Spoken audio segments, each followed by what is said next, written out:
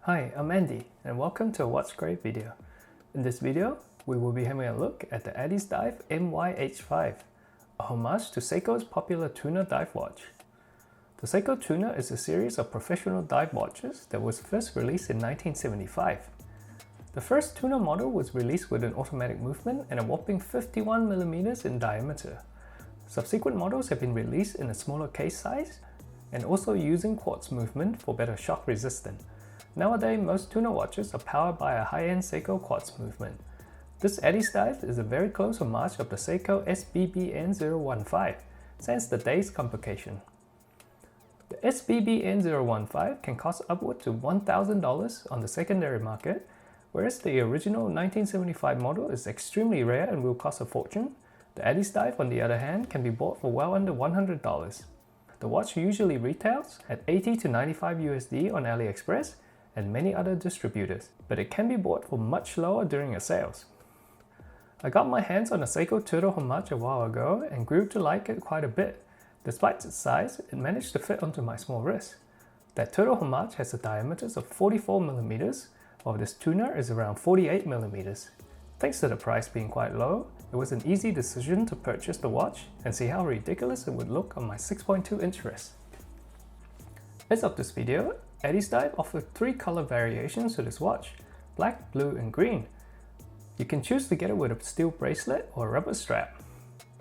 I highly recommend getting the watch with the steel bracelet since it's cheaper to buy the rubber strap separately if you want it later. If you're not new to the world of AliExpress watches, you probably know what to expect when it comes to packaging. As with many other AliExpress watch brands, the watch comes in a Pelican case. There's a guarantee card, user manual and some tools for sizing the bracelet. Now with all of that out the way, let's move on to the specs and dimensions. The watch diameter measures at a whopping 47.5mm. It is 15mm thick. The lug width is 22mm.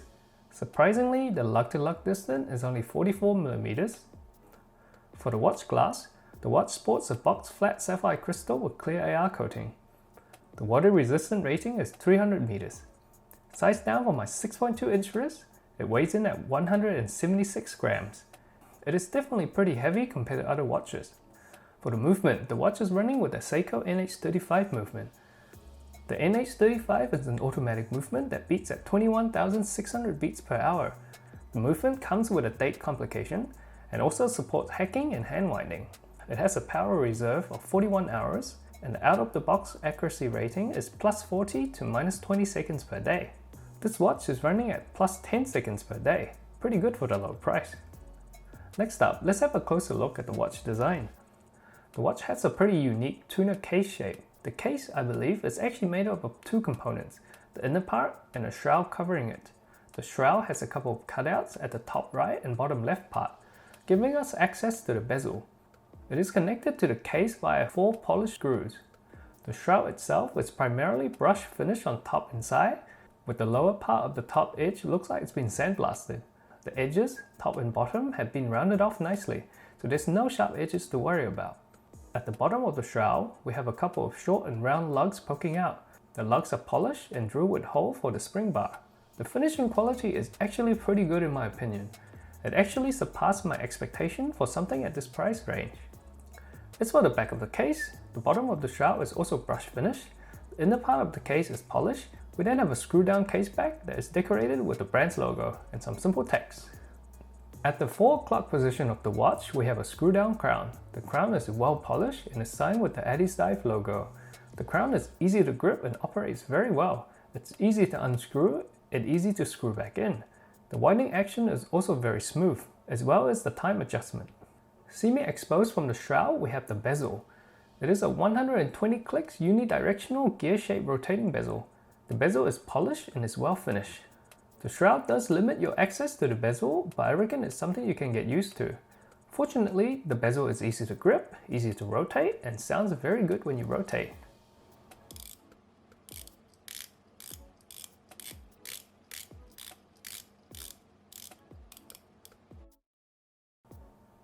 I was pleasantly surprised by how good the bezel action is. I reckon it's as good as the higher tier brands like San Martin. On top of the bezel, we have a ceramic bezel insert. The markers on the inserts are color white and fully lume with BGW9. Overall, the bezel is well made and most importantly, well aligned. For the bracelet, we have a stainless steel bracelet that is brush finish on top and bottom while the sides are polished. The bracelet's width is 22mm and it does not taper. All links, including the end links, are solid and the links are held together by pins. The connections between the links are a bit loose, but they're not too bad. The bracelet is connected to a press clasp, which is push pin operated and secured by a safety latch. The clasp is brush finish on top and sides and is not decorated. Overall, the bracelet and clasp are adequate, but can definitely be improved. Regardless, I think it's still quite decent at this low price. Onto the dial, we have a flat color Seiko style dial. The indices are embossed instead of applied. The top of the indices are painted with C3 lume along with a white border. Below the 12 o'clock, we have the Addiesdive logo. Above the 6 o'clock, we have some text for the model and the water rating. Finally, there's a white date window at the 3 o'clock position. At the edge of the dial, we have a printed plastic chapter ring covering the rehold. For the hands, we have an obelisk style hour hand, an arrow minute hand, and a thin second hand with a lollipop counterweight. The hands are brush finish, and I have to say the finish looks a bit rough and could be a bit better. All three hands are applied with C3 lume. However, the lume has a yellowish shade and doesn't quite match with the green on the indices. It would have been nice to get matching colors for the hands and indices. However, when the light is off, that's no longer a problem. The watch is fully lume and the lumes are bright and last for a fair bit of time. Personally though, I'm not a fan of the lume color difference on the dial and bezel insert, but I'm sure there's others who don't mind this.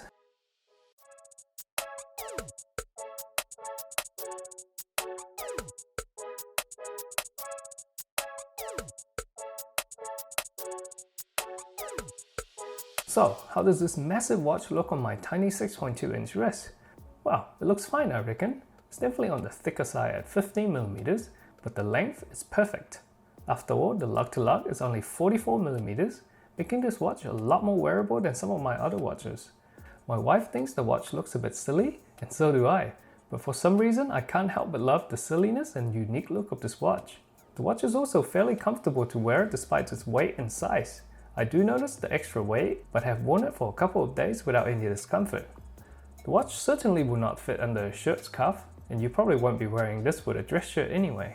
However, it should fit nicely under your hoodie, sweater, or jacket's cuff. So, what do I think about this watch?